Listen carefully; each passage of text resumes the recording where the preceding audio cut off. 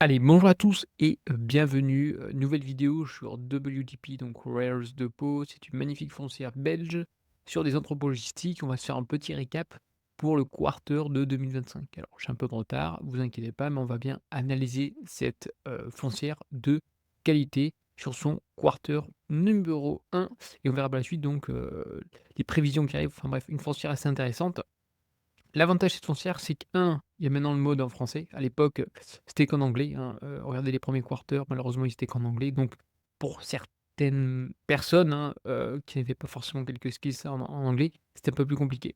Donc maintenant, tout est en français, donc il y a pas d'excuse de ne pas lire les rapports, financiers si vous êtes investisseur sur cette foncière. Rapidement, quelques petits chiffres qui sont, assez intéressants. Ça va être la répartition géographique de la valeur réelle du portefeuille.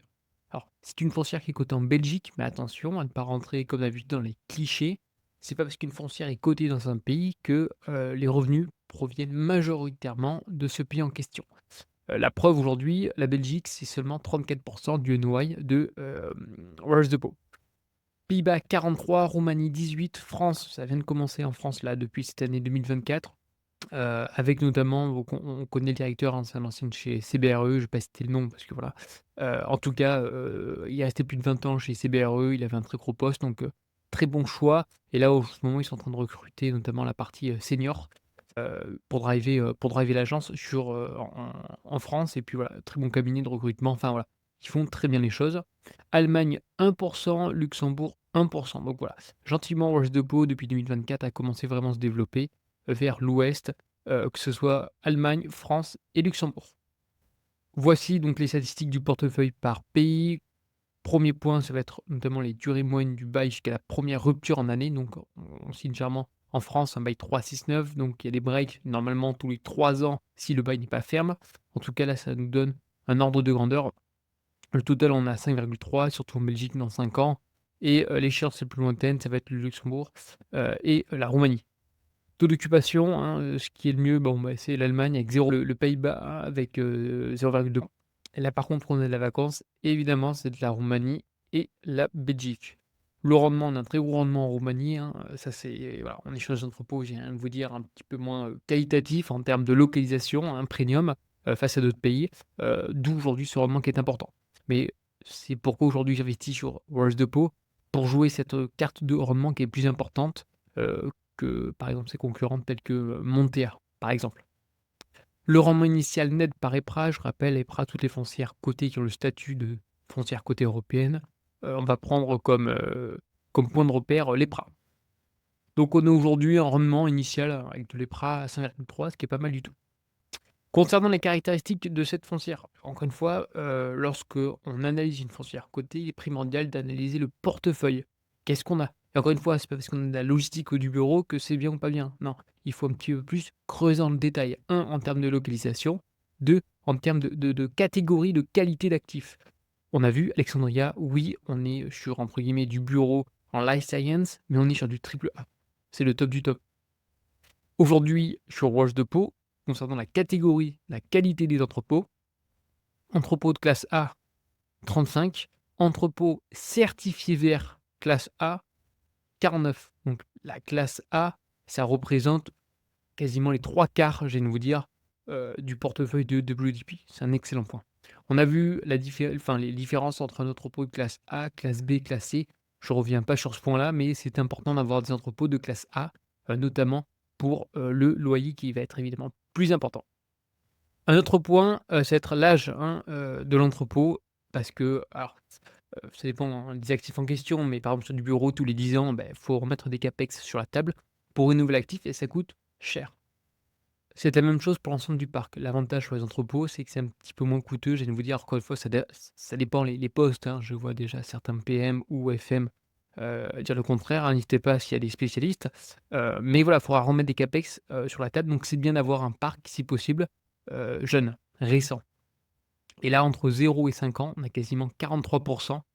Entre 5 et 10 ans, 26. Donc on a quasiment, j'arrondis, hein, la moitié, qui date de moins de 5 ans, qui est entre 0 et 5 ans. Donc ça, c'est un très beau point. On a d'autres foncières comme Montea ou Argan, où le portefeuille est un petit peu plus vieux. Et donc Au niveau des types d'entrepôts, on est sur un entrepôt donc général à 56. Après on a des entrepôts donc des big box XXL, ça c'est conséquent avec 23 et puis le reste, voilà, je vous laisse analyser, c'est dans les commentaires. Cross-docking principalement aux Pays-Bas. Concernant les entrepôts avec justement la f différentes certifications, on verra, il y en a quand même pas mal de certifications, LEED, BREEAM. Bon, dans l'ensemble, les certifications sont importantes. Voilà, on a quand même du BREEAM pour les nouvelles constructions, 29 sur 22 et BREEAM in use, on a quand même 45, c'est pas si mal que ça. Donc, l'objectif étant, c'est qu'aujourd'hui, surtout en Europe, hein, c'est la partie certification qui prime, hein, concernant les clients, les locataires, ça pareil, c'est des points qui sont indispensables à analyser. Est-ce qu'on est dépendant ou non d'une activité? La réponse est non, on est 18 sur l'industriel, 17 sur du commerce, 14 sur, justement des biens, de grande consommation. Je vous laisse voir également le reste et après la partie tenant, top 10 des occupants, donc 29 du portefeuille total de clients. C'est-à-dire que les 10 premiers locataires représentent 29 du portefeuille. Alors on n'a pas quand même de très grands noms, j'ai envie de vous dire, dans l'absolu, à part certains, mais bon, c'est pas non plus des, par exemple, le premier point, c'est panneaux solaires. C'est le premier aujourd'hui, locataire en question. À mon avis, il y a une synergie parce qu'ils proposent des panneaux solaires sur leurs entrepôts. J'espère qu'ils ont quand même tissé des liens, des partenariats sur ce point-là. On va voir, bon, beh, je vous laisse regarder les noms, hein. Donc l'avantage, c'est que c'est bien diversifié. Le problème, par exemple, avec Argan, c'est qu'on a Carrefour qui représente plus de 15. Je sais plus exactement mon montant, je ne vais pas vous dire de bêtises, mais qui représente une part relativement, importante, du portefeuille de Argan et ça, moi, j'aime pas trop lorsqu'on dépend d'un locataire. Même si c'est un locataire de qualité, hein. Un autre point qui est pareil, qui est indispensable, avant d'investir, là, l'avantage des foncières, c'est qu'on a tous les données. Ah, c'est génial. Sur la SCPI, je peux vous dire, on se tire les cheveux, hein. Je trouve qu'on manque de data. Ça va être, la date d'expiration des revenus locatifs. Je m'explique, lorsqu'on signe un bail, évidemment qu'on commence un bail à une date T et on le finit à une date X. En fonction de la rédaction du bail, notamment en France, on est sur un bail 369 avec des breaks si le bail n'est pas ferme tous les 3 ans. C'est-à-dire que le locataire, tous les 3 ans, il peut dire: «Bah, écoutez, je m'en vais», potentiellement. Donc c'est bien de savoir où le locataire peut potentiellement partir. Ça veut dire, il faudra relouer et ça peut engendrer de, la vacance locative. Là, l'avantage qu'on a, c'est que dans l'ensemble, c'est quand même bien géré, hormis peut-être en 2025 où on va avoir des revenus locatifs arrivant à l'échéance. Donc qui dit, échéance, qui dit renégociation, avec notamment le preneur et potentiellement un loyer qui va, augmenter. À voir encore une fois, ça dépend, de l'actif en question, des preneurs et à combien aujourd'hui ils louent et la situation du marché en 2025. Mais dans l'ensemble, voilà, c'est constant, c'est bien géré et ça, c'est vraiment des points qui sont majeurs. Alors on va commencer donc par le communiqué de presse donc du 25 avril 2025. Vous inquiétez pas, on va pas tout faire. J'ai lu, hein, les points qui me semblent importants, je vais tout simplement surligner. 1 point, c'est la forte croissance des bénéfices par action. Je rappelle encore une fois, lorsqu'on investit en bourse, hein, peu importe, l'action, ce qui est important, c'est de regarder les bénéfices par nombre d'actions en circulation.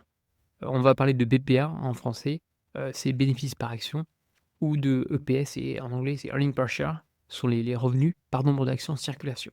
Et là, les l'EPRA par action, hein, parce que c'est une foncière notamment belge, hein, on a une augmentation de 8 ce qui est très bien, hein, c'est une belle augmentation si on compare à d'autres foncières en Europe qui souffrent. Dans l'ensemble, toutes les foncières logistiques, résistent très bien.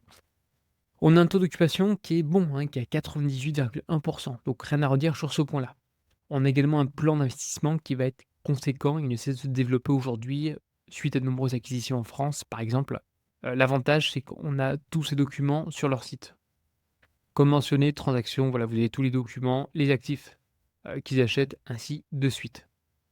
Blend 2027, donc c'est un pipeline d'investissement attractif et entièrement financé, on approche quasiment du milliard avec un rendement sur le NOI, donc c'est Net Operating Income de quasiment 7 avec un bilan qui est plutôt solide. Mais attention, le bilan, on en reparlera, il y a quelques petits points de vigilance. Les perspectives sur 2025, bon, a priori, on va encore avoir une augmentation, notamment du revenu par action de près de 7. Donc on passe de 8 à 7, il y a une petite baisse, mais c'est quand même pas mal, hein, 7 pour une foncière avec un taux d'occupation minimum de 97 donc ça, c'est excellent. Bon, si on écoute un petit peu les propos du CEO en question, évidemment qu'il y a une ambition de devenir le leader, en termes de logistique, donc européen unique avec quasiment plus de 10 milliards d'euros, ce qui est conséquent, en continuant à mettre l'accent sur la croissance régulière du résultat par action. Donc ça, lorsqu'on est investisseur, c'est excellent. Et sur la génération de rendements totaux attrayants. Encore une fois, il privilégie également la localisation, c'est quand même des points importants. Donc déjà, voilà, on a différents points, on n'a pas besoin de tout feuilleter, hein, ça nous donne déjà des très grandes lignes, ce qu'on ne retrouve pas, je trouve, sur d'autres rapports. Je trouve que, le logiciel enfin le site ainsi que les rapports sont, très bien rédigés. On a une croissance également organique des loyers, quasiment 2, ce qui est normal, et un coût du financement qui est compétitif et qui est constant, 2,3, donc ce qui est ridicule. Contrairement à des foncières américaines, on se rapproche plutôt, hein, entre 4 et 5. Les foncières européennes, on est entre, je viens de vous dire, 2 et 3. Le taux d'occupation au 31 mars, on l'a vu, 98, c'est excellent. On a une réévaluation qui est légèrement positive du portefeuille, plus 0,1.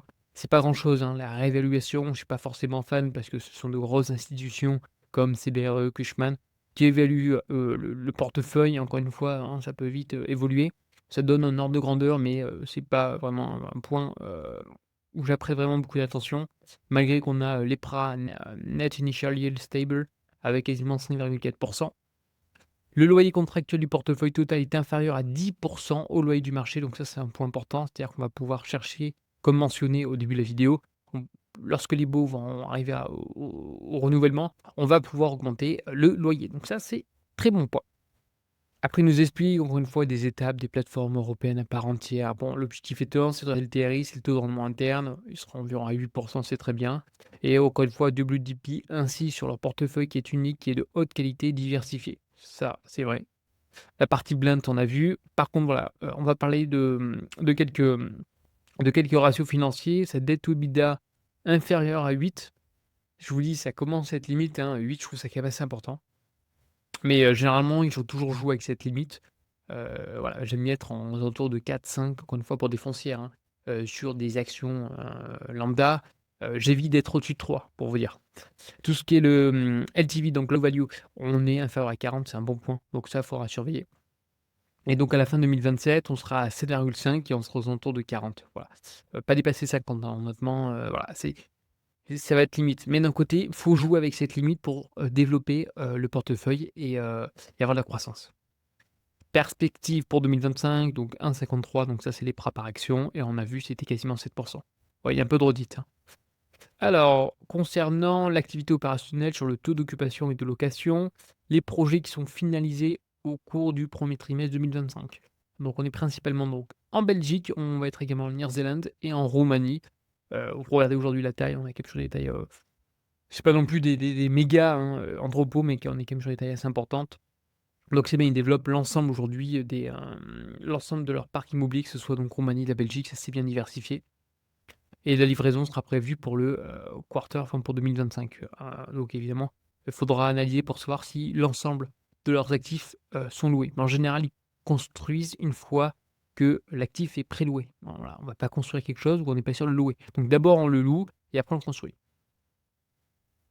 On a également d'autres livraisons, donc de la Belgique, de la Roumanie. Encore une fois, je vous laisse observer. On a quand même un rendement sur le NOI qui est de 7,4, ce qui est quand même pas mal du tout.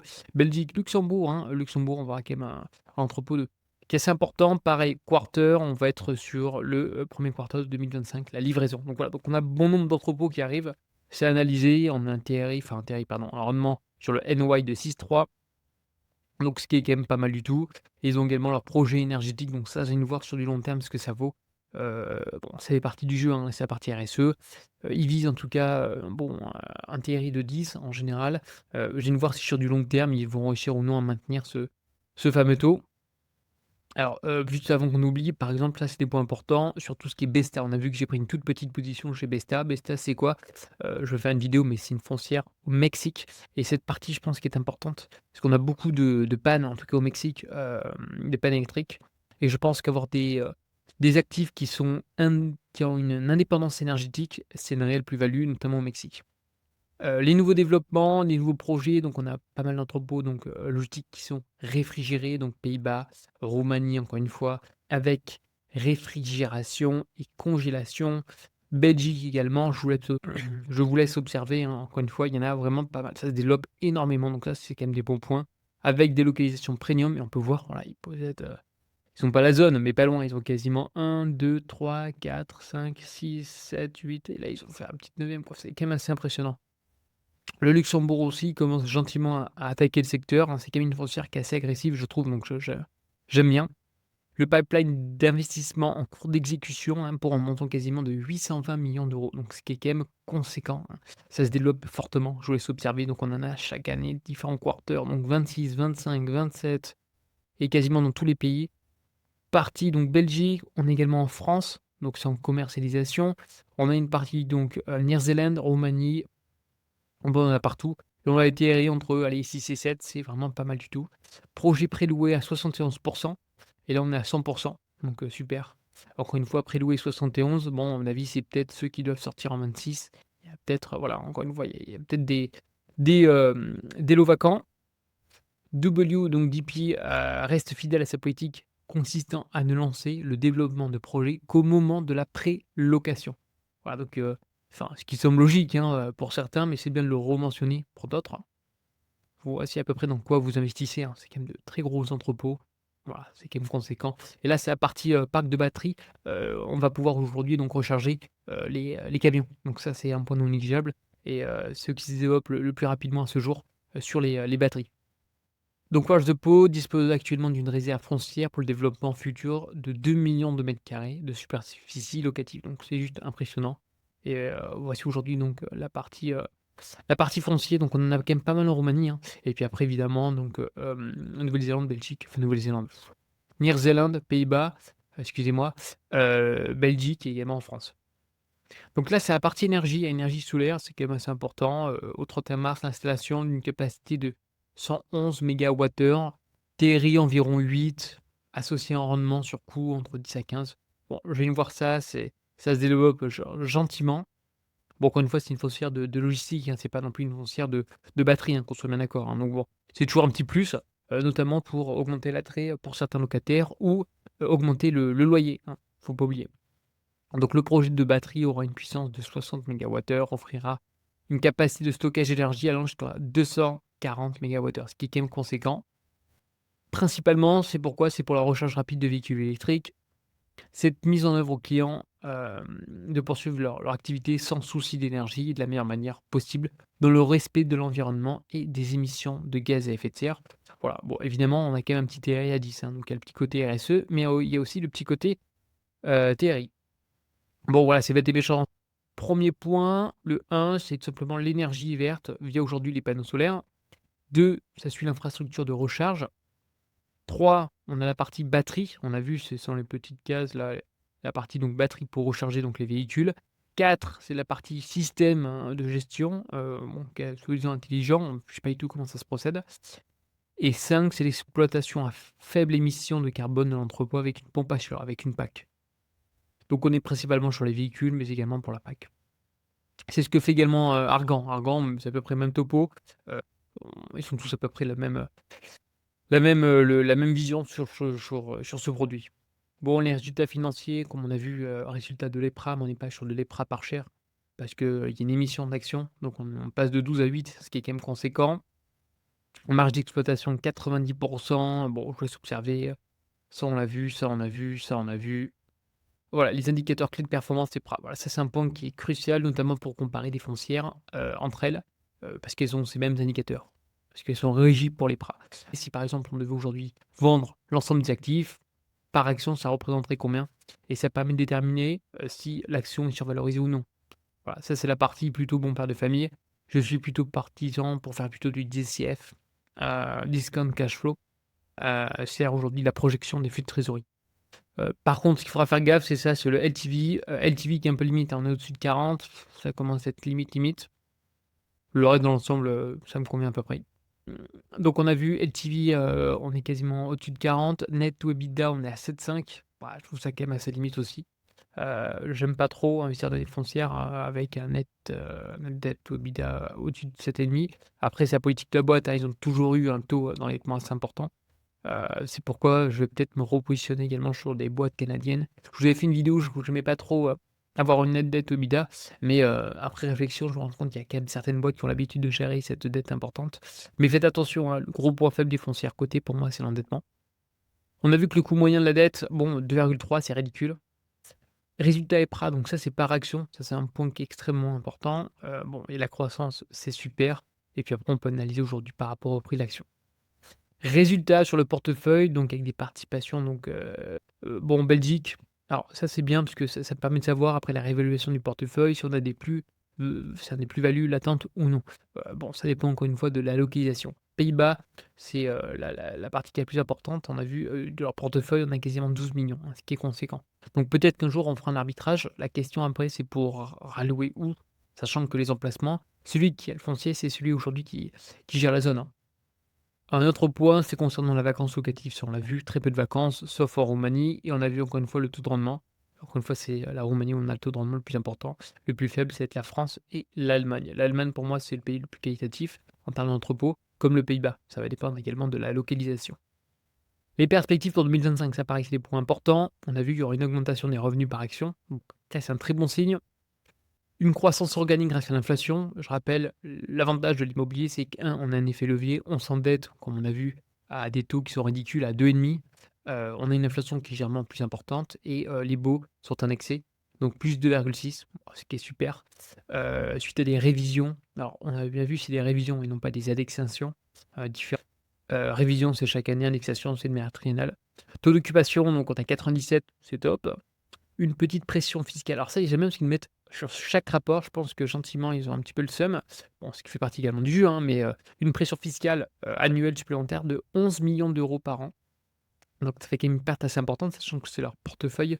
La partie donc, Near-Zélande, c'est la partie la plus importante et donc on perd moins 0,05, ce qui est quand même conséquent, hein. Ça fait donc des frais, une pression fiscale de 11 millions d'euros. Ça, c'est un peu dommage et après il faudra bien suivre la partie LTV et la partie net debt to EBITDA. Voilà, je vais juste vous remettre également un document, donc ça c'est la partie présentation qui est qu'en anglais. Juste pour vous donner également une petite vue d'auteur, donc lorsqu'on investit sur, WDP, c'est quand même 60 qui sont certifiés. À mon avis, c'est une petite arrondi, on est sur du classé à 85. C'est Near-Zealand, donc c'est le Pays-Bas 38, Belgique 34, France 7, Germany, Allemagne, excusez-moi, Roumanie 20. On a une partie donc white, hein, c'est-à-dire, qu'on a vu c'est de l'échéance, pour le renouvellement du bail, une moyenne quasiment de 5, taux d'occupation qui est juste top. Classe A, c'est quand même 85. Le taux d'occupation de l'ensemble, il est excellent, on est bien au-dessus de 95. La partie dette, c'est quand même un point assez important. Bon, le coût de la dette est très faible, hein, 2,3, c'est ridicule, honnêtement. Green financing, donc ça pareil aujourd'hui, notamment en Europe, l'avantage d'être, full RSE, c'est parce qu'on va avoir des prix peu chers, donc 64. Et la maturité notamment de la dette est de 4,6 ans. Bon, c'est moyen, j'allais vous dire c'est moyen. C'est vrai que c'est pas du Alexandria où on a quasiment plus de 10 ans, mais voilà, on a le temps de voir les choses. Ça va être surtout en 2030, c'est assez conséquent. Et puis après on aura, une fois qu'on aura passé l'année 2030, on pourra gentiment se désendetter et repartir sur un cycle pour s'endetter. Ça fait partie du jeu, hein. L'objectif, voilà, c'est un petit peu, c'est des vagues. C'est lorsqu'on est au plus bas dans l'immobilier comme aujourd'hui, bah, on fait l'acquisition au maximum pour s'endetter. Pendant quelques années, évidemment, on joue avec les limites, un LTV de 42, un debt to EBITDA à peu près à 7, entre 7 et 8. Puis après on attend gentiment heu, notre, hem, de baisser notre taux d'endettement pour repartir après l'achat. Voilà, c'est des cycles. Comme mentionné, donc le LTV, on a vu 40, c'est un peu limite, puis voilà, c'est des cycles. 2012-2013, c'était quand même à 56, je trouve ça quand même assez important. Ça va être limite pour moi. Bon, leur politique, leur objectif, c'est d'être en dessous de 50, donc voilà, c'est quand même un bon point. Donc on verra, à mon avis, ça risque d'augmenter, progressivement au cours du temps. Et réciproquement pour la partie donc, net debt to EBITDA, pareil, c'est quelque chose que je surveille, mais sur 10 ans, il était à 8, ce que je ne savais pas. Donc, bon, ils savent qu'il y a quand même gérer cette dette en question, mais je trouve ça quand même assez important, hein. Et 8, je vous dis une belle société, on est à 1-2, là on a 8. Voilà, donc, c'est quand même un point de vigilance, hein, cette foncière, n'a pas que des avantages. La dette quand même à surveiller, donc la partie net debt to EBITDA. Ça, c'est les points importants, c'est la partie croissance. Donc la partie croissance depuis 2014, voilà, avec une croissance à 2 chiffres. On a vu depuis 2022, bon, beh, ça s'est un petit peu calmé. Après quand on se prend 46 en 2021, c'est un petit peu normal que gentiment ça stagne sur les 2 prochaines. Et 2024, on est à 10. Donc dans l'ensemble, les earnings per share donc de l'EPRA, on évolue, on prend en général entre 7 à 10. L'année prochaine 7, on a été à 12 à 13, ce qui est quand même pas mal du tout. Faut pas également oublier la partie dividende, hein, à ne pas prendre en compte. Pareil qui ne cesse d'augmenter au cours du temps. Et ça, c'est la partie donc shares, statistics. C'est la partie, donc le prix, de la foncière en question. Et ça, c'est l'EPRA NTA, c'est un petit peu la valorisation, j'allais vous dire, du portefeuille.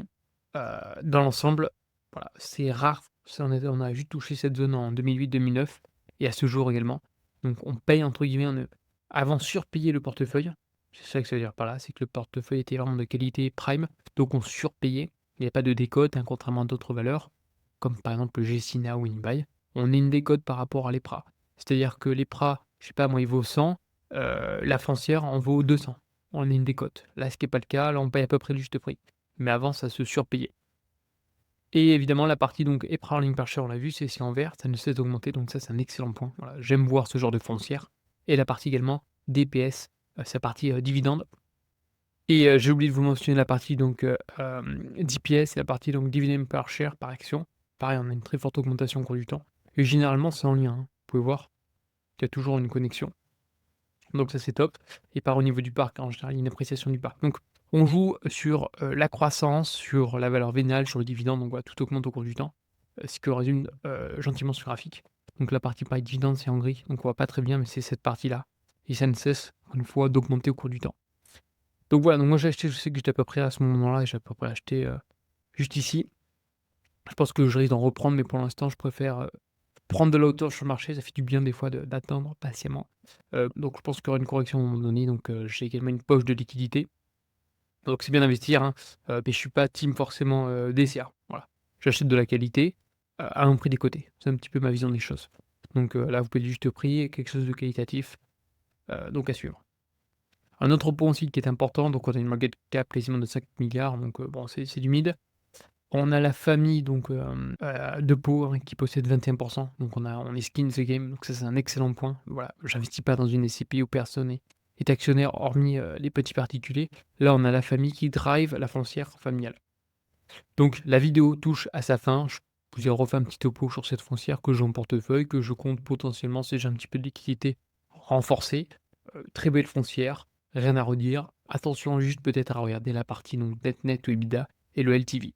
Sur ce, n'hésitez pas à liker, un petit commentaire, à partager la vidéo, ça m'aide énormément. Et je vous dis à une prochaine. Allez, bye bye.